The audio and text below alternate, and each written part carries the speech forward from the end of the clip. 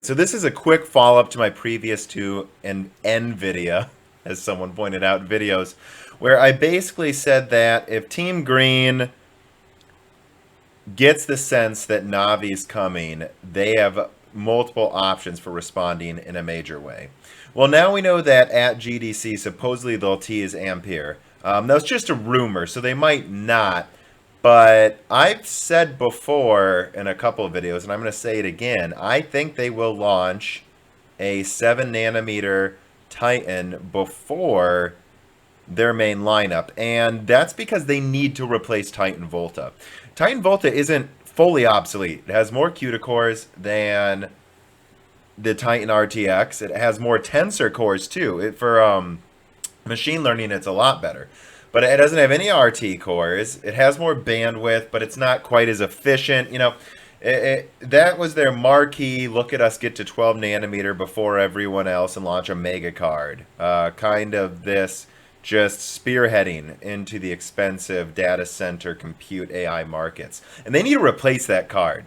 So this video will be broken into 3 parts. Number 1 is my general thoughts on what I think Ampere is going to be. Number 2 is going to be what a Titan Ampere would look like if it came out at the end of this year. And number 3 is going to be kind of a re-reflection of what I think a Turing refresh would look like this year, depending on how Navi turns out. So there'll be timestamps. You can skip to the parts you actually care about if you don't care about every part. But anyways, let's dig in. So I've alluded to what I thought the follow-up to Turing was going to look like in a configuration point of view. I think more stream processors, more than Volta, more than any previous architecture, but maybe not quite as many more as you might expect. And I think that's because Nvidia knows they're going to start running into a scaling wall very soon, where CUDA cores don't add that much performance the more they add. Number 2 is I think they will at least double RT cores, and I think for this generation that's what they're going to do. When I say double, though, there will be more than double the Titan RTX. I mean, instead of 1 RT core per cluster, they will have 2. And if you think about it, right, so if there's like 20-30% more CUDA cores in the next lineup per die, and then you put 2 RT cores per cluster in that die, you're going to have 2.5 times more CUDA cores. And NVIDIA will market this to their advantage. They will say, hey, look at this graph here. Twice as powerful, 144 hertz, 4K ray tracing. This is what you want these cards for. And the tensor cores, again, there will be more tensor cores than any previous generation. But I think they're going to keep the 8 tensor cores per cluster as well. And what that means is, relatively speaking, they're scaling down how important the tensor cores are. But there's still just as many, right, per CUDA core. But the CUDA cores are going to be beefed up a little more, whereas the tensor cores are, I think, mostly staying the same. And the RT cores will take up even more of the die space. Okay, so it will be a replacement for Volta, in summary, and they will launch a Titan first. And what's important to understand about Ampere, I think, what's important to understand about the launch of Ampere is that they're not going to just have a full 7 nanometer lineup this year. I stand by my prediction that only 12 nanometer for the mainstream this year. And it's because NVIDIA needs to make millions of cards at every price point. They control the overwhelming majority of the market. They need to supply laptops, desktops, OEMs. They cannot afford to be constrained anymore. There will be a slight architecture update from the Ampere 1.0 you see in the Titan. I would guess it might emphasize less tensor cores, but the same amount of RT cores, and this will be scaled down for most of the dies to make them easier to produce on the newer node, and it will launch next year. Next year is when you're getting the full 7 nanometer lineup from Nvidia, and it might not even be until mid to late next year. Remember, Titan Volta came out end of 2017, not 18. They had 12 nanometer, and their biggest 12 nanometer die they've ever made, in fact, come out first and then just sit there for an entire year before Turing came out. And that's what I think they're going to do with Ampere. But keep that in mind too. They might not even bring Ampere to the mainstream in a meaningful way. They might do the same thing they did with Volta and have that just be the early launch only for specific use cases, while they then tweak it, make it easier to mass produce, and pump them out late 2020 for gamers. Do this really quick. I don't want to dwell too much here on this chart, right?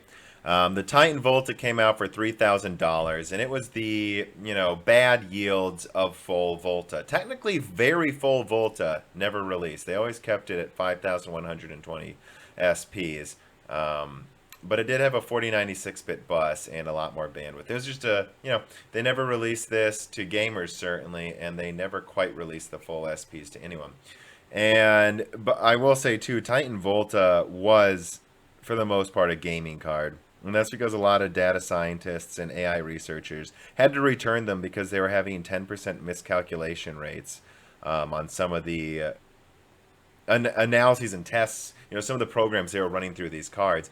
And they said, yeah, it turns out you need to underclock it by like 10, 20% just to get the damn thing to have a 100% correct, a 0% error rate. And it's really good at gaming, though. Nvidia actually got pretty pissed because they don't want you to be able to call Titans just gaming cards, because that's how they trick you into thinking you're getting some kind of space age technologies. This isn't even a gaming card. It was a gaming card. It was an attempt to get the 2080 Ti level performance to ultra rich gamers early. And that's it is what it is. If you had that kind of money, it made sense. If you wanted to game in 4K, no compromises in late 2017, not 2018, I don't know. Once you start getting into that, like higher six figures region, and you like PC gaming, I get it. I almost got one for mining. I won't go into that. I'll make another video about that if you guys are interested to know that story. It's a good thing I didn't get it. It would have not paid for itself. But it would have been fun. I don't know. Anyways, moving on. Titan RTX, really a cheaper to manufacture card that doesn't make Volta obsolete, but it made Volta obsolescence. Not really worth using over Turing. They were cheaper to make, generally almost the same performance, except for a few specific workloads where they were a bit worse at, but they cost a lot less to buy. And they added our ray tracing performance. And then we get to Titan Ampere, and like I say, same amount of tensor cores, per cluster of CUDA cores, but proportionally there's less because they're using more of the die space now for RT cores, and I think they will architecturally beef up the CUDA cores just a little bit more for that, another probably 5 to 10% IPC increase over Turing. Although I really don't expect Ampere to be a big IPC increase. I really expect the big deal with Ampere to be that because it's on a new node, Ampere, in my opinion, what it's going to be is it uses less energy, it's clocked faster, it has slightly higher IPC, and you know what? Now it has 2.5 times the ray tracing performance. It's, we struggled to do 4K 60 hertz ray tracing, let alone, usually you struggle to get 1440p ray tracing performance at 60 hertz. Now they'll say, nope, here it is. 4K 120 hertz, fully ray traced game. Well, not fully, but hybrid ray traced games. Enjoy. And that's what this will be for. It'll be $3,500. They'll be saying this is the strongest card you can get for gaming for the next 2 years. So if you're rich, this is what you get. And this will be cut down from the Quadro A100. This is actually selling the worst yields of their $10,000 card. That will be fighting, the other $5,000 and $10,000 Mega Vega 20 cards that are never coming to gamers either. Okay, so right off the bat, I'm not throwing out my previous work for the other RTX videos I just made. Those were from the mindset of a few things. Number one, what could Nvidia do if they were being challenged and scared of Navi? What could they do? Those videos are about what's in their means to launch a new series. Two options, right? The lazy new series and the Turing Unleashed series, where Nvidia takes Navi seriously and completely refreshes with like a 30-40% stronger lineup by the end of this year. And they could do that.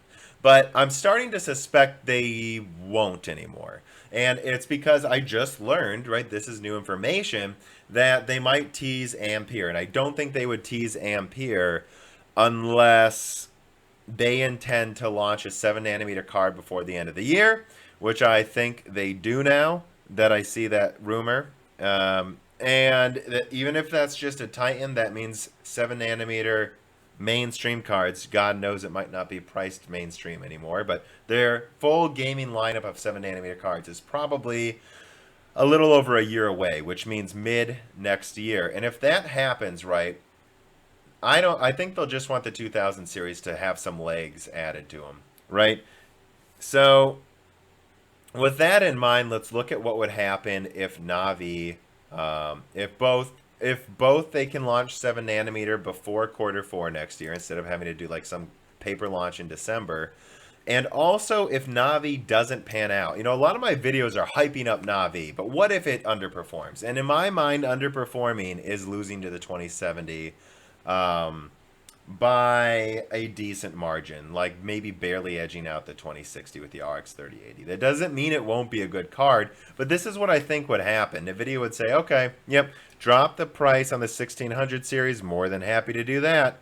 And we dropped the price of the 2060 to actually the same price as what the 60s are supposed to cost, you know. And this has been selling well for months. So Nvidia doesn't care that they dropped the price on the 2060 by $100, you know, half a year after it came out. You know, this is what they're going to do.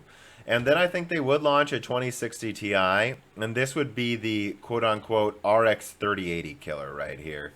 This is the card where if the RX 3080 is a little weaker than a 2070, but maybe edges out a 2060, this thing's based on the TU106 die with the full 8 gigabytes of RAM. It would be slower RAM, but this thing, yeah, 10% stronger than the 2060, and it has 8 gigabytes of RAM, so it matches the 8 gigabytes the 3080 would have.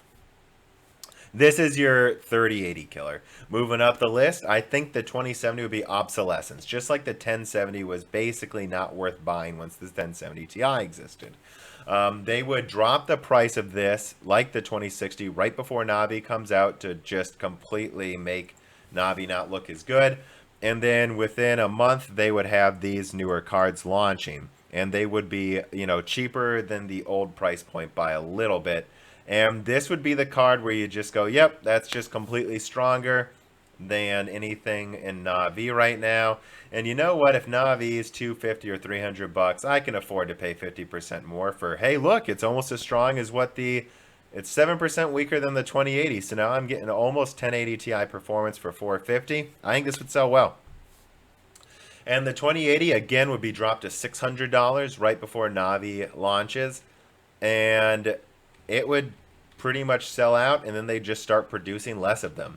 You know, what they would do is keep making RTX 2080s for the Max Q edition, cut them down more for the 2070 Ti, and then I think they would launch a 2080 Unlocked edition. Think of this as like the 7970 gigahertz to the 7970. You know, they would enable those 128 CUDA cores that are disabled on the 2080. And then they would also probably clock it 5%, 10% faster, right?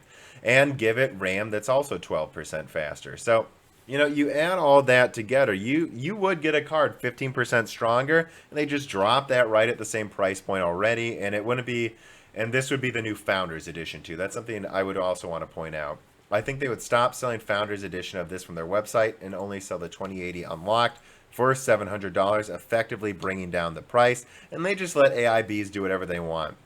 The AIBs want to sell vanilla CUDA core count 2080s. Yeah, go ahead, sell those for 600 or less. But we want to sell 2080 Unlocked, just like 7970 gigahertz is now, and we're keeping that at the previous price point. And this is 15% stronger, so there you go. And I think this would, again, sell pretty well. And I will show one more thing here for those who are curious. And what if Nvidia expects Navi to be another Vega, right? It brings competition technically, but prices don't come down all that much, and it just doesn't make Nvidia shake at all. But what if they do this, right? What if Nvidia is planning this lineup here in response to Navi ahead of time? And then Navi comes out, and it is every bit as good as I hypothesized it was in the other videos. Well, I think Nvidia would be caught with their pants down. And I think they would do this.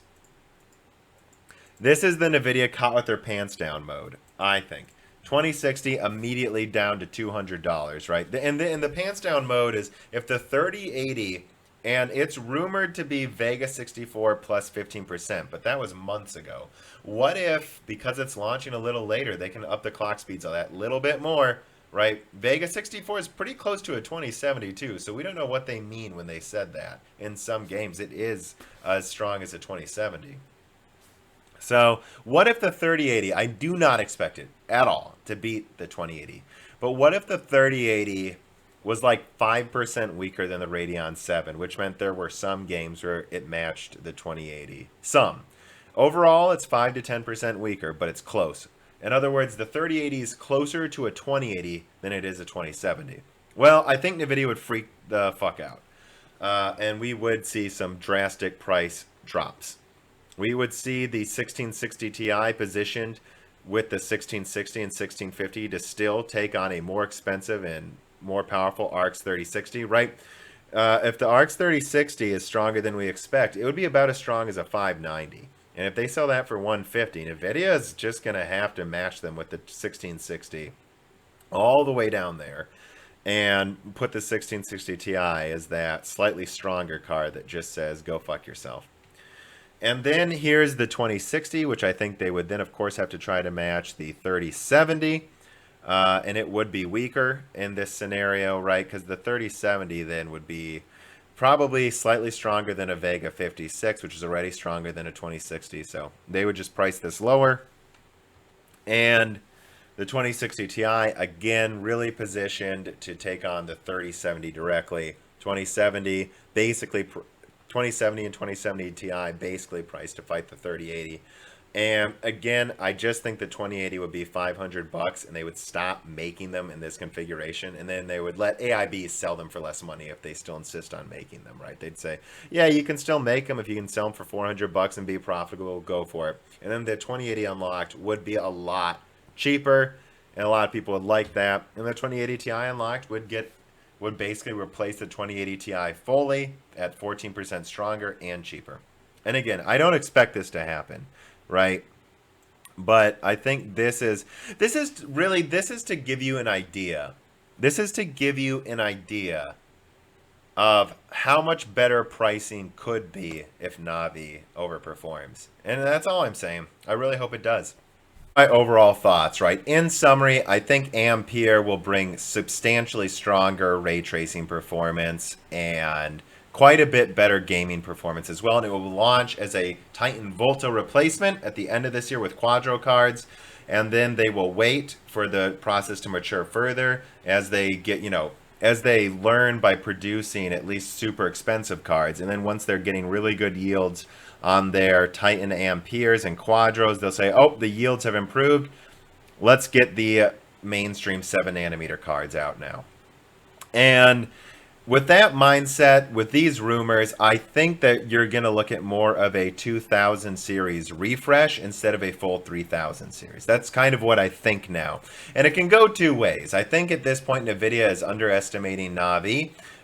Or maybe they're overestimating them with their underestimation. The point is, I don't think Nvidia is taking Navi seriously, and I'm not sure they really need to as well. We're just going to have to find out, right, if Nvidia's cockiness will catch up with them, or if we're going to have to wait another 2 years for reasonable prices. But either way, prices are going to get better. As you saw, I still think it's going to be a big deal when Navi launches that you'll be able to get a sub $300 card that does decent 4K gaming. That's still going to be great. Their APUs will be awesome. Prices are going to be... The best time to build a PC is definitely going to be the end of this year and the beginning of next year. And I'm excited for it. So, yep. A lot of Nvidia videos lately. A tongue twister. I'm aware of it. I've got a whole series that will be constructive criticism for Radeon and, and ways Radeon could improve. My videos coming next week are going to be much more Radeon focused. I've also got a video coming out that's one of my revisionist history videos where I look into what would have happened if AMD went with a Phenom 3 lineup instead of bulldozer. I'm sure some people here will love that, but I wonder how niche that video will be in its appeal. And I've also, honestly, I got like 20 more videos planned.